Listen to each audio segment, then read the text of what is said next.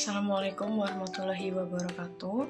Kami dari kelompok 4 Farmakoekonomi kelas Farmasi 7A yang beranggotakan Dinta Putri Juliana, Devi Musdalifah, Elva Ardi Effendi, Ismi Fitri Ainullah, Siti Nurmalah, dan saya sendiri Intan Permatasari.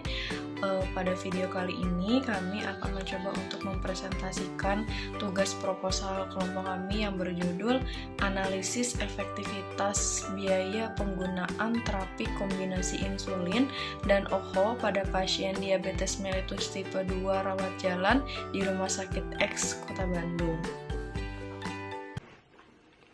Yang melatar belakangi memilih judul proposal ini yaitu DM atau diabetes mellitus merupakan salah satu penyakit yang telah menjadi masalah kesehatan dunia. Badan Kesehatan Dunia atau WHO memperkirakan jumlah penderita diabetes mellitus di Indonesia akan meningkat hingga 2 hingga 3 kali lipat pada tahun 2030. Dari 8,4 juta mencapai 21,3 juta orang. Upaya terapi non-farmakologi dan farmakologi telah dilakukan untuk meningkatkan kualitas hidup pasien diabetes mellitus. Terapi farmakologi untuk diabetes mellitus tipe 2 meliputi OHO atau obat hipoglikemia oral dan terapi insulin. Insulin diberikan untuk pasien yang memiliki nilai HbA1c lebih dari atau sama dengan 7,5% dengan kadar glukosa darah puasa lebih dari 250 mg per dl. Atau pasien yang gagal dengan terapi OHO. Penggunaan insulin dapat dikombinasi dengan OHO apabila kadar glukosa darah tidak terkontrol dengan baik atau HbA1c lebih dari 9% dalam jangka waktu 3 bulan dengan 2 OHO atau 2 kombinasi obat OHO. Selanjutnya akan dijelaskan oleh Teh Ismi. Dikutip dari Center for Disease Control tahun 2011, terapi obat pada pasien diabetes mellitus itu dilakukan seumur hidup, sehingga membutuhkan biaya yang sangat besar. Misalnya, di Amerika pada tahun 2007 mencapai total biaya sebesar 174 US dollar. Itu meliputi biaya medis langsung dan juga tidak langsung. Bervariasinya penggunaan terapi obat, baik itu terapi insulin tunggal, kombinasi, maupun obat hipoglikemik oral lainnya, ini mengakibatkan adanya perbedaan dalam luaran terapi dan juga biaya. Sehingga diperlukan analisis efektivitas biaya penggunaan terapi insulin yang paling cost efektif. Untuk materi selanjutnya akan disampaikan oleh teman saya. Terima kasih. Yang pertama adalah mengenai definisi diabetes mellitus. Menurut American Diabetes Association atau ADA pada tahun 2018, diabetes mellitus adalah penyakit kronis kompleks yang membutuhkan perawatan medis terus-menerus untuk mengendalikan kadar gula darah sehingga mengurangi resiko multifaktorial. Diabetes mellitus adalah kelainan metabolisme yang ditandai dengan adanya hiperglikemia kronis yang disertai dengan lebih besar atau lebih kecil gangguan metabolisme karbohidrat, lipid, dan protein, menurut Wandi Frau HB pada tahun 2015. Klasifikasi DM menurut ADA pada tahun 2018 terbagi menjadi 4 bagian. Yang pertama yaitu diabetes mellitus tipe 1. Diabetes ini merupakan hasil dari destruksi sel beta pankreas yang biasanya menjadi defisiensi insulin absolut. DM tipe 1 ditandai dengan sel beta pankreas yang rusak karena disebabkan proses autoimun yang biasanya mengarah untuk defisiensi insulin absolut sehingga membutuhkan terapi insulin untuk mempertahankan normoglikemia, menurut Wandi Frau HB pada tahun 2019. Kemudian yang kedua ada DM tipe 2. DM tipe 2 ini relatif dari cacat dalam sekresi insulin. Kebanyakan penderita DM tipe 2 menunjukkan obesitas intraabdominal yang terkait dengan adanya resistensi insulin. Selain itu, hipertensi dan dislipidemia sering ditemukan pada individu ini, merupakan bentuk DM yang paling umum dan sangat tinggi terkait dengan riwayat keluarga, usia lebih tua, dan obesitas, menurut Wanifrau HB pada tahun 2019. Kemudian, yang ketiga ada diabetes gestasional. Adalah diabetes mellitus pada wanita selama kehamilan. Wanita yang terkena DM tipe 1 selama kehamilan jarang terdiagnosis. Sedangkan DM tipe 2 asimptomatik yang ditemukan selama kehamilan dan diklasifikasikan dalam gestational diabetes mellitus atau disingkat GDM. Kebanyakan wanita yang terkena GDM mulai pada trimester ketiga kehamilan menurut Wanifrau HB pada tahun 2019. Yang keempat, ada diabetes spesifik lainnya atau disebut dengan diabetes monogenik. Diabetes jenis ini sebelumnya disebut diabetes awitan kematangan di masa muda atau defek aksi insulin pada orang dengan penyakit pankreas eksorin, seperti pankreatis atau fibrosis kristik dan orang dengan disfungsi yang terkait dengan endokrinopati dan orang yang disfungsi pankreas yang disebabkan oleh obat-obatan, bahan kimia, atau infeksi, menurut Wanifrau HB pada tahun 2019. Adapun etiologi dari penyakit DM ini, DM meningkatkan risiko patah tulang, terutama di pinggul. Etiologi diabetes menentukan efeknya pada bone mineral densitometry atau disingkat BMD. DM tipe 1 dikaitkan dengan penurunan BMD, sedangkan DM tipe 2 dikaitkan dengan BMD normal hingga meningkat. DM tipe 1 dan 2 memiliki mekanisme umum seperti pengendapan AGES dan cacat mikroarsitektur tulang di mana kortikal tulang tampaknya sangat terpengaruh. Etiologi DM tipe 2 merupakan multifaktor yang belum sepenuhnya terungkap dengan jelas. Faktor genetik dan pengaruh lingkungan yang cukup besar dalam menyebabkan terjadinya DM tipe 2. Pada penderita DM tipe 2, yang terjadi yaitu resistensi insulin, dapat timbul gangguan sekresi insulin, serta produksi glukosa yang berlebih. Defisiensi fungsi insulin bersifat relatif tidak absolut karena tidak terjadi pengrusakan sel beta pankreas. Defisiensi fungsi insulin bersifat relatif, tidak absolut karena tidak terjadi pengrusakan sel beta Langerhans secara autoimun. Jadi, umumnya terapi tidak memerlukan terapi pemberian insulin pada 30% pasien atau lebih dapat memperoleh keuntungan jika diterapi menggunakan insulin untuk mengontrol glukosa darah, menurut Wahyu MA dalam penelitiannya pada tahun 2018. Untuk selanjutnya ada gejala klinis. Gejala diabetes mellitus dibagi menjadi akut dan kronik. Gejala akut berupa polipagia, polidipsia, poliuria, nafsu makan bertambah, berat badan turun dengan cepat dan mudah lelah. Untuk gejala kronik berupa kesemutan, rasa kebas, kulit kram, pandangan mulai kabur, kulit terasa panas seperti tertusuk jarum, kelelahan, gigi mudah goyah, mudah mengantuk, dan pada ibu hamil sering terjadi kematian janin. Lalu untuk diagnosis diabetes mellitus ditegakkan atas dasar pemeriksaan kadar glukosa darah. Pemeriksaan glukosa darah yang dianjurkan adalah pemeriksaan glukosa secara enzimatik. Dengan bahan plasma darah vena, pemantauan hasil pengobatan dilakukan menggunakan pemeriksaan glukosa darah kapiler dengan glukometer. Apabila tidak ada keluhan khas, hasil pemeriksaan kadar glukosa darah sewaktu sudah cukup untuk menegakkan diagnosis. Yang selanjutnya ada manifestasi klinik diabetes mellitus tipe 2. Pasien dengan diabetes mellitus tipe 2 sering terjadi asimptomatik. Muncul komplikasi mengindikasikan pasien tersebut telah menderita diabetes mellitus selama bertahun-tahun. Umumnya muncul neuropati. Diagnosis umumnya mendeteksi adanya poliuria dan polidipsia, sedangkan penurunan berat badan secara signifikan jarang terjadi. Yang selanjutnya ada komplikasi diabetes mellitus. Komplikasi diabetes mellitus sering menyebabkan komplikasi makrovaskular dan mikrovaskular. Komplikasi makrovaskular terutama didasari karena adanya resistensi insulin, sedangkan komplikasi mikrovaskular lebih disebabkan oleh hipoglikemia kronik. Kerusakan vaskular ini diawali dengan terjadinya disfungsi endotel akibat proses glikosilasi dan stres oksidatif pada sel endotel. Berikut beberapa komplikasi yang sering terjadi dan harus diwaspadai. Yang pertama ada hipoglikemia, ditandai dengan menurunnya kadar gula darah di bawah normal dengan gejala gemetar, berdebar, banyak berkeringat, rasa lapar, pandangan berkunang-kunang, dan pandangan menjadi gelap ataupun pusing.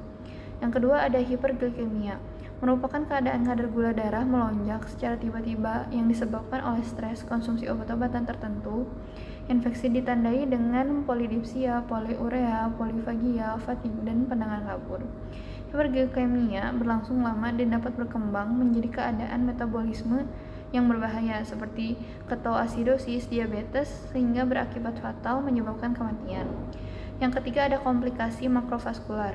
Ada 3 jenis komplikasi yang umum pada penderita diabetes mellitus, yaitu penyakit coronary heart disease atau CAD, penyakit pembuluh darah otak dan penyakit peripheral vascular disease atau PVD, dan lalu komplikasi makrovaskular dapat terjadi pada penderita diabetes mellitus tipe 1 dan paling sering terjadi pada penderita diabetes mellitus tipe 2 yang menderita hipertensi, kegemukan, dan dislipidemia.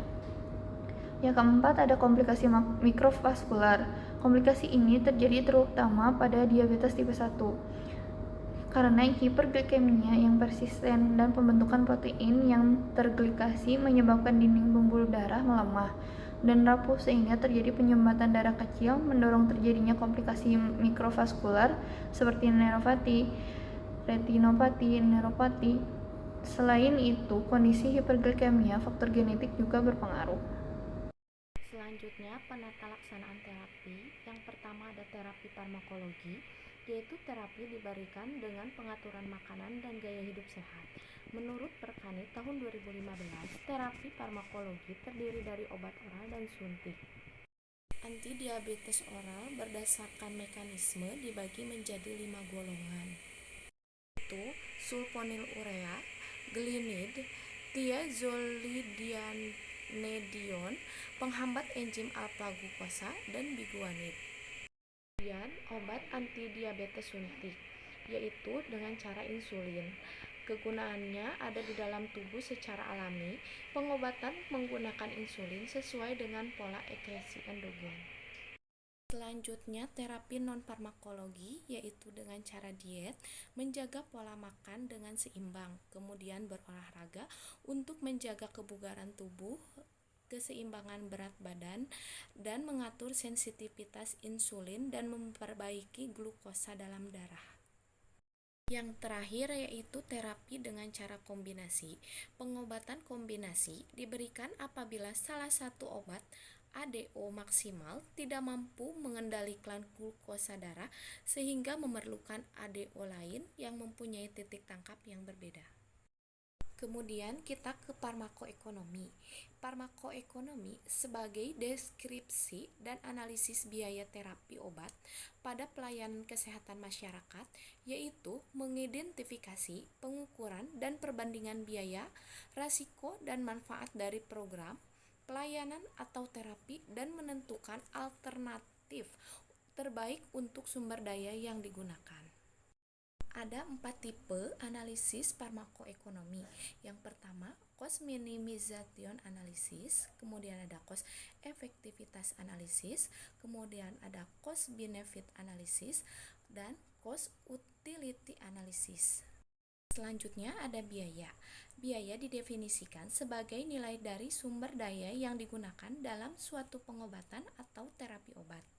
Biaya dihitung untuk memperkirakan input dalam suatu produksi barang atau jasa. Kategori biaya menurut Andriani tahun 2013, biaya dapat dikelompokkan menjadi 4, yaitu biaya langsung medis, biaya non langsung medis, biaya tidak langsung, biaya tidak terduga. Selanjutnya penata laksanaan terapi. Yang pertama ada terapi farmakologi, yaitu terapi diberikan dengan pengaturan makanan dan gaya hidup sehat. Menurut Perkani tahun 2015, terapi farmakologi terdiri dari obat oral dan suntik. Antidiabetes oral berdasarkan mekanisme dibagi menjadi 5 golongan, yaitu sulfonylurea, glinid, thiazolidinedion, penghambat enzim alpha glukosa, dan biguanid. Kemudian obat antidiabetes suntik, yaitu dengan cara insulin. Kegunaannya ada di dalam tubuh secara alami. Pengobatan menggunakan insulin sesuai dengan pola ekresi endogen.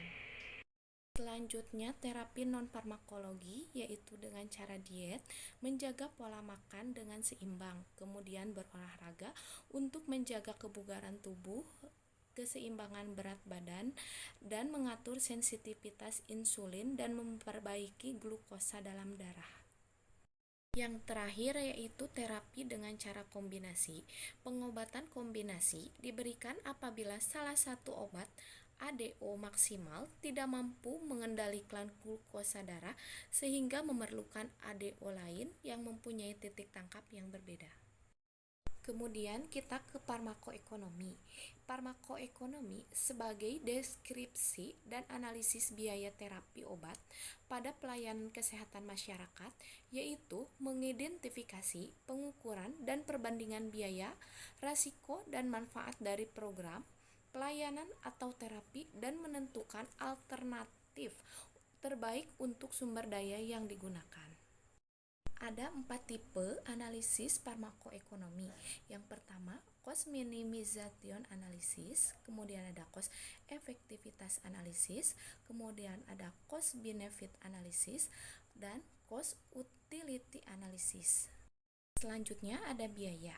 Biaya didefinisikan sebagai nilai dari sumber daya yang digunakan dalam suatu pengobatan atau terapi obat. Biaya dihitung untuk memperkirakan input dalam suatu produksi barang atau jasa. Kategori biaya menurut Andriani tahun 2013, biaya dapat dikelompokkan menjadi 4, yaitu biaya langsung medis, biaya non langsung medis, biaya tidak langsung, biaya tidak terduga. Jadi di sini saya akan menjelaskan tentang metodologi penelitian yang diawali dengan desain penelitian, yang mana penelitian ini dilaksanakan dengan penelitian deskriptif, dilakukan secara prospektif terhadap pasien DM tipe 2, pasien rawat jalan di Rumah Sakit X Kota Bandung yang dilaksanakan pada bulan September hingga Desember tahun 2022. Selanjutnya untuk alat dan bahan penelitian, di sini bahan yang kita gunakan adalah kartu rekam medis pasien tentang perincian biaya obat dan kwitansi pasien diabetes mellitus tipe 2 rawat jalan RSUD Wangia Bandung. Untuk alat yang digunakan di sini adalah lembar pengumpulan data. Selanjutnya langsung masuk ke dalam prosedur penelitian. Yang pertama dilakukan pemilihan subjek penelitian, yaitu subjek penelitian di sini adalah 70% pasien diabetes mellitus tipe 2 yang melakukan pengobatan rawat jalan di Rumah Sakit X Bandung yang memenuhi kriteria inklusi, yaitu salah satunya pasien yang berusia 40 hingga 60 tahun, pasien dengan DM tipe 2 dengan kadar gula darah puasa itu 250 mg per desiliter hingga 300 mg per desiliter. Selanjutnya ada pasien yang melakukan kontrol ketika dilakukan penelitian. Selanjutnya ada pasien yang bersedia menjadi responden dan pasien yang mendapatkan terapi obat insulin tunggal atau terapi kombinasi insulin dengan OHO. Selanjutnya dilakukan pengumpulan data, yang mana data ini dikumpulkan dari rekam medis yang meliputi nama, usia, jenis obat, kadar gula darah puasa, dan juga kadar gula darah sewaktu. Lalu ada data laboratorium mengenai kadar gula darah puasa, kadar gula darah 2 jam pos puasa, setelah puasa, dan juga kadar gula darah sewaktu setelah 3 bulan terapi insulin tunggal dan kombinasi terapi insulin dengan OHO. Selanjutnya ada data biaya obat dan biaya administrasi dari apotek atau bagian keuangan dari rumah sakit. Dilanjutkan dengan melakukan wawancara untuk menyempurnakan data dari metode dokumentasi. Selanjutnya dilakukan wawancara secara langsung yang meliputi data alamat, nomor telepon, dan muncul atau tidaknya efek samping seperti hipoglikemia dengan gejala yaitu lemah, gemetar, dan juga pusing. Selanjutnya dilakukan analisa data, yang mana analisa data ini dilakukan dengan sudut pandang instansi atau rumah sakit yang meliputi subjek penelitian, gambaran jenis terapi, perhitungan biaya medis langsung, penilaian efektivitas terapi, dan juga perhitungan efektivitas biaya terapi. Yang dimulai dengan subjek penelitian yaitu di mana karakteristik pasien ini meliputi jenis kelamin, umur, kadar HbA1c. Selanjutnya dianalisis gambaran jenis terapinya, yaitu dilakukan dengan merangkum data distribusi jenis obat berdasarkan pemakaian terapi insulin tunggal dan juga terapi kombinasi insulin dengan OHO. Selanjutnya dilakukan perhitungan biaya medis, yang mana perhitungan biaya medis ini yaitu total biaya medis tiap bulannya yang meliputi biaya obat, biaya pemeriksaan dokter, biaya laboratorium, dan juga biaya administrasi. Dilanjutkan dengan penilaian efektivitas terapi, yang mana efektivitas terapi ini dilihat dari pencapaian target terapi, yaitu HbA1c-nya kurang dari 7% setelah 3 bulan follow up dan tidak muncul efek samping hipoglikemia. Selanjutnya dihitung efektivitas biaya terapinya dengan analisa efektivitas biaya menggunakan ASER dan ISER. Lalu ada tahap yang terakhir di sini, penetapan komponen biaya, yang mana data diambil dari rekam medis dan biaya dan bagian sistem informasi rumah sakit atau SIRS dari Rumah Sakit X Kota Bandung. Komponen biaya menurut healthcare perspektif atau biaya tindakan, biaya pemeriksaan, biaya obat, biaya alat kesehatan, biaya rawat inap, dan biaya jasa dokter. Sekian yang dapat disampaikan. Selanjutnya akan dilanjutkan oleh rekan saya. Terima kasih. Sekian video presentasi dari kelompok kami. Semoga apa yang disampaikan bisa bermanfaat. Mohon maaf bila dalam penyampaian masih terdapat kekurangan. Wassalamualaikum warahmatullahi wabarakatuh.